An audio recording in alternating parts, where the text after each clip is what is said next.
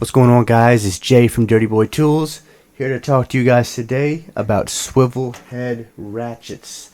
But before I do that, make sure you guys remember to punch the like button and hammer the subscribe button. So I'm sure everyone's familiar with ratchets. Pretty conventional. They've been around for a while, and they're pretty useful. They're much better than wrenches or pliers for most situations with a bolt or nut. You put a socket on it, hold it to the bolt, tightens it down, fastens it down with minimal effort. Doesn't strip out the bolt because a socket grips it and hugs it nicely. And remember, strip bolts are the enemy. And they get the job done for many different mechanics. But sometimes you're in situations where a part is hard to get to. If you're working on your car, you're working on a machine. Sometimes the line that the handle has to move in is blocked by other parts. So sometimes it's just hard to actually get some ratcheting in. It's actually hard to activate the clicking device in there so you can actually get movement. To combat this, flex head ratchets, they do a pretty good job. Flex the head a little bit, flex a little more, and it solves a lot of problems. And they're very good tools. I love using flex head ratchets, but there is a downside to them. When you want to flex completely backwards, you still have to work this way. Now, swivel head ratchets, what I really like about them is, let's say I'm taking a bolt out of a fixture, right? Oh, turn it the other way. So I start ratcheting the bolt.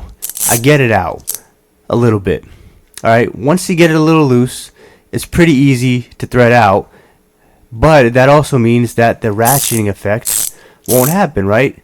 You'll just turn it and the bolt will keep turning with the ratchet because it's so loose in there and it's so easy to play with. So, in that case, I could pull this back and drive it out like a regular screwdriver. Very helpful in those situations. The go-to tool. It's probably one of the tools I use the most. I don't just use socket heads on them. I use Allen bit heads on them for Allen bolts. And they come in handy. Also comes in handy for, like I was talking about before with any flex head ratchets, getting out the way. And it still gives you a little bit of torque. Obviously, when you're in this inline position, you're not going to have much torque, right? You're going to have to rely on strength, so it's not ideal.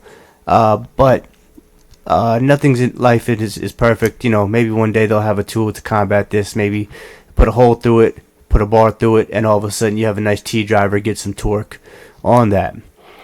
Now, right now, currently, I'm using the Ulsa Tools 3/8 inch drive ratchet. It's about 9 inches. Let me see here. About 9 inches. This one, I believe, is from Tekton. It's the same thing. About 9 inches or so. And I was using the Tekton one for a while, and it was working great. You get this on Amazon. I think this was the cheapest one on Amazon, which is why I bought it.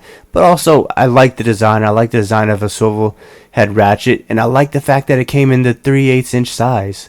That was really helpful because I've seen a lot of them in the 1/4 inch drive size, but I wanted something a little bigger, a little more substantial. The problem is I was ratcheting a bolt, and it's squeezed in between a piece, and the back of this ratchet was up against something, and it was kind of just caught in there, stuck in there, and it was just, I think it was crushing the plastic on the back. So if you guys see this, let me see if I could do this for you guys. The button ended up popping out, and the button basically holds everything in place there. So the button and spring came out, and now it's just loose in there. I can't really use this ratchet properly. I mean, I can get it to work for a little bit, but if I need to bang it up, that's just not possible to do. The Ulsa Tools ratchet, brand new, so I haven't had the chance to really use it, to really test it. My only observation is I saw a bolt in here. My thinking is this bolt is holding let me get this off, is holding the drive together. So I believe that if I have to crush this in between something and I damage it and I beat the tool up, which is likely to happen unfortunately, then I won't see this happening with the Ulsa tool because of this bolt head protecting it. But only time will tell what will happen. We will see. But highly recommend getting swivel head ratchets. They are a lifesaver. They are very good in most situations. Obviously, some situations you need that ratchet at that right angle to go. There is an option to tighten this bolt right here. If you tighten that bolt down, you can bring this closer together and squeeze tighter on that head so it doesn't turn as easily. So this, I've never had to use that. I've never had the need for it.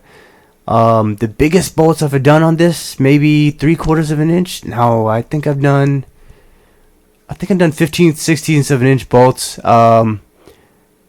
I had one set of bolts. It was super tight on the fixture. I basically put a pipe on the end of this and pulled and yanked it, and it worked out pretty well, you know. So they can hold up, but again, I got to use this for a couple years and I'll be able to give you guys a better idea of how well the Ulsa Tools 3/8 inch drive swivel head ratchet does. That's all I got for today, guys. Let me know what you guys think. If you guys have experience with 3/8 inch drive swivel head ratchets or any kind of swivel head ratchets, or if you prefer the traditional ratchet to this one and why you prefer that. I'd be curious to hear about it. I'd be curious to know about your experiences. Let me know in the comments.